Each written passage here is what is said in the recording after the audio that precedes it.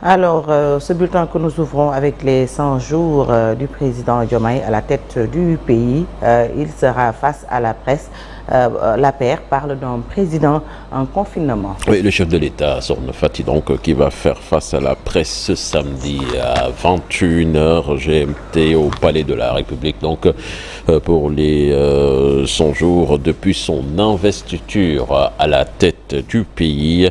Le président de la République donc fera face à la RTS, Walfadjri, le groupe Futur Média, Sud FM, APS et Sans Limite. L'APR, pendant ce temps, qualifie les 100 jours du président de la République de 100 jours dont confinement, dont chef de l'État par un Premier ministre encombrant. L'Alliance pour la République, dans un communiqué, soutenant que les actes posés par le nouveau pouvoir ont semé le doute et l'incertitude. Les apéristes exigent du Premier ministre de se rendre à l'Assemblée nationale pour effectuer sa déclaration de politique générale. Parlons de toute autre chose à présent avec la tension qui continue à Sandaga entre marchands ambulants et agents de la mairie. Les commerçants fustigent la méthode employée par la municipalité pour les obliger à quitter les lieux. Très en colère, ces derniers demandent l'arbitrage des autorités étatiques pour trouver des pistes de solutions. Un reportage signé Fatima Touré et Diafaraba. De l'avenue Ponty en passant par la rue Tonk jusqu'au rond-point Sandaga, la tension est toujours vive entre les marchands ambulants et les agents de la mairie de Plateau. Ce matin encore, le centre-ville a été le théâtre d'affrontements. Les commerçants, très remontés, disent qu'ils n'accepteront pas que leurs marchandises soient saccagées. Nous ne voulons que travailler et nous n'avons que le commerce. Si le marché était disponible avec des centres commerciaux, nous serons preneurs, mais il est toujours en chantier. Ils peuvent saisir nos bagages, mais nous n'allons jamais accepter qu'ils nous agressent ou violentent, comme ils l'ont fait. Pendant plus de 12 ans, ils sont responsables des affrontements. Ça fait plus de 12 ans, ils n'ont rien dit. Aujourd'hui, pour des raisons politiques, le maire veut nous déguerpir.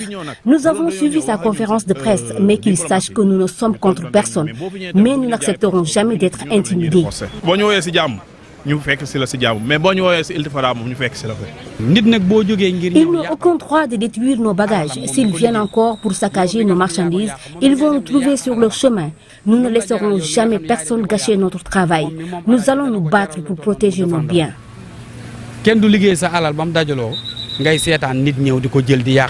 Ces derniers demandent l'arbitrage du président de la République avant que l'irréparable ne se produise. L'État doit trancher ce problème entre la mairie et les marchands tabliers. Alioune Ndoye est un démembrement de l'État. Nous ne nous sommes pas installés sur la chaussée. La mairie veut juste nous mettre en mal avec les populations de Dakar Plateau.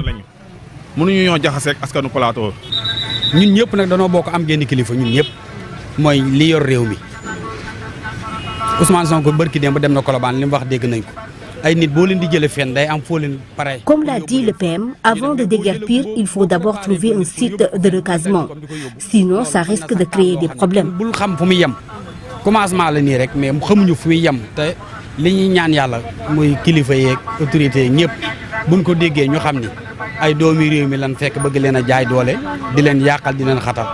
réunion d'urgence a été même tenue à la sous-préfecture de Dakar Plateau afin de discuter des voies et moyens en vue de trouver une solution entre les deux parties. Apoulaye, merci. Le maire de Dakar Plateau souhaite assainir sa commune. Il dit qu'il n'acceptera pas le dictat des marchands ambulants et tabliers. Appelle toutes les communes de la ville de Dakar à une union pour rendre Dakar son lustre d'antan. Alioune Ndoye, certainement que vous entendrez dans la deuxième partie de cette émission puisqu'il sera à l'invité d'Info Matin. Nous parlons de sport à présent avec la Ligue africaine des champions. Teungueth FC qui connaît son adversaire pour le premier tour préliminaire. les champions sénégalais feront face au stade d'Abidjan au premier tour de la Ligue des champions africaine.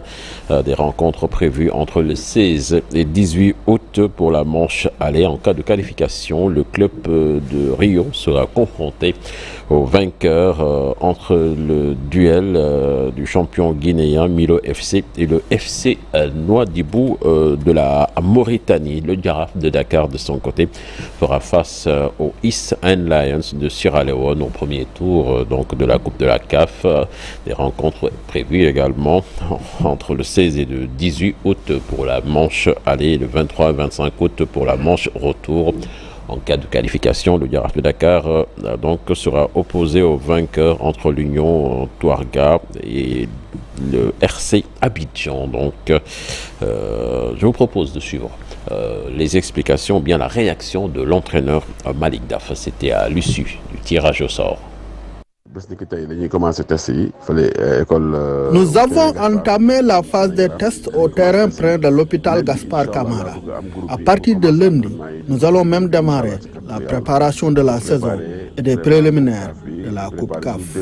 2 matchs qui arrivent bientôt, surtout la manche aller où nous serons en déplacement en Sierra Leone. Une rencontre à bien négocier face à un adversaire que nous ne connaissons pas. Toutefois, il n'y a plus de petite équipe. Il faut donner du respect à tout club qualifié en Afrique. L'importance est de bien se préparer et savoir qu'une victoire ne se décrète pas. Il faudra l'obtenir sur le terrain grâce au travail et l'humilité. Nous voulons en tout cas passer ce tour préliminaire. Voilà, merci cher Sadibou Diarra. Et puis la finale de la Coupe du Sénégal qui se prépare chez les Mourois de Mbour Petite Côte qui vont jouer leur 4e finale avec comme adversaire les Férus de foot de Louga.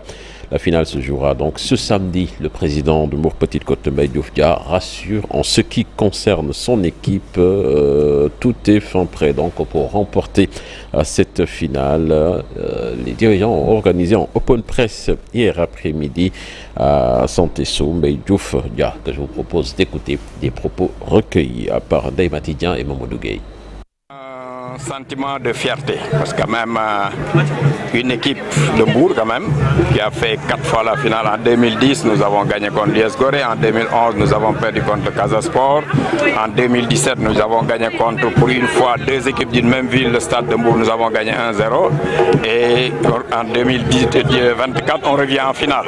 Ça dit que c'est une fierté pour un président d'avoir quand même, sur ces 10 dernières années, d'avoir à jouer 4 finales. C'était pas facile, nous en avons gagné 2, nous en avons perdu 1.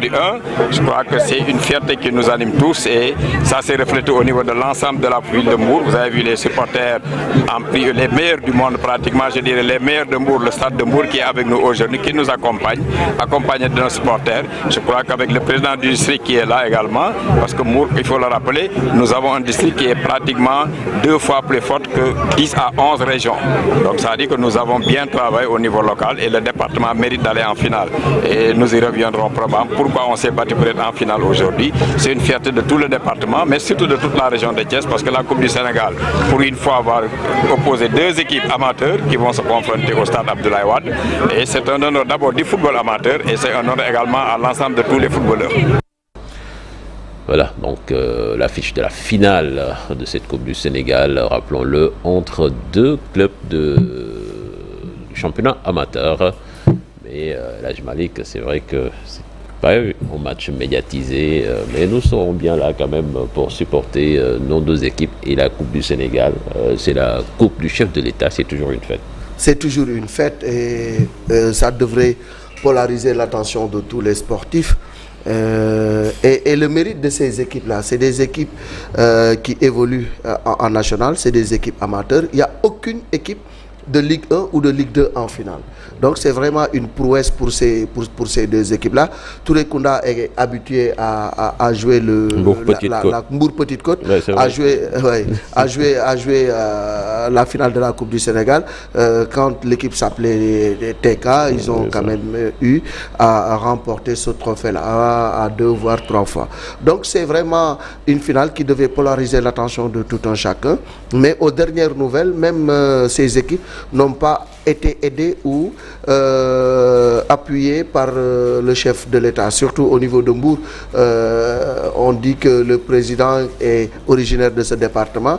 Mbour va en finale, mais ils n'ont pas encore été reçus par le président, ou bien ils n'ont pas encore été en tout cas aidés. Mais l'un dans l'autre, on va vers une finale très populaire parce que c'est tout le département de Mbour, voire la région de Thiès, contre Louga. Donc ça va être une finale très populaire parce que la fédération a décidé de laisser l'entrée libre et gratuite, sauf pour la tribune officielle et pour les sièges jaunes. Donc on est en train de s'affairer autour de cette finale. Mais ce qui me choque le plus, c'est que tout à l'heure, après la revue de presse, vous vous en rendrez compte, aucun de nos journaux, en tout cas spécialisés sport, ne fait de titres sur cette finale. On est en train de faire des titres sur la finale de l'Euro ou bien sur la Copa América, alors que nous avons une finale de Coupe du Sénégal demain déjà. Voilà, donc il faut que les gens valorisent et accompagnent le football local. Du Sénégal, c'est pas une affaire de foot amateur. Et ces deux équipes ont éliminé des équipes très populaires, le Jaraaf de Dakar et la Jeanne d'Arc de Dakar en demi-finale. Si c'était une finale GIA Jaraaf, peut-être qu'aujourd'hui on serait en train de se remémorer de beaucoup de choses, de parler de beaucoup de choses. Mais ces équipes ont eu le mérite de traverser toutes les étapes et d'aller en finale. Elles méritent d'être soutenues, elles méritent vraiment d'être accompagnées. Et cette finale doit être quand même dans le sillage de la rupture. Pourquoi pas le président de la République aller présider la finale de la Coupe du Sénégal. Comme le faisait le président Senghor et Absolument. le président Diouf à un moment. On ne désespère pas, peut-être que d'ici demain, il y aura un sursaut. Sauf que le stade d'Abdoulaye Wade, je trouve qu'il est trop grand quand même pour ces deux équipes qui ne sont pas de Dakar. Et je pense que les organisateurs, surtout la fédération, peut-être auraient dû choisir le stade Lat Dior, qui a peut-être une capacité moindre que celle de l'équipe ou du stade Abdoulaye Wade de Diamniadio. Voilà. Quand même, c'est plus de 60 000 spectateurs. Absolument. Merci Chérif Dia. L'argument aussi de Touré Kunda là ne tient pas. Diomaye est le président de tous les Sénégalais. Donc s'il doit soutenir, il doit soutenir toutes les deux équipes. Toutes les deux équipes, bien sûr. C'est ce qu'on a l'habitude de voir même dans cette compétition. En général, il reçoit même les finalistes. Voilà. Merci les amis, il y a Fatidien qui est en train de nous regarder comme ça, comme un spectacle. Dépêchez-vous là.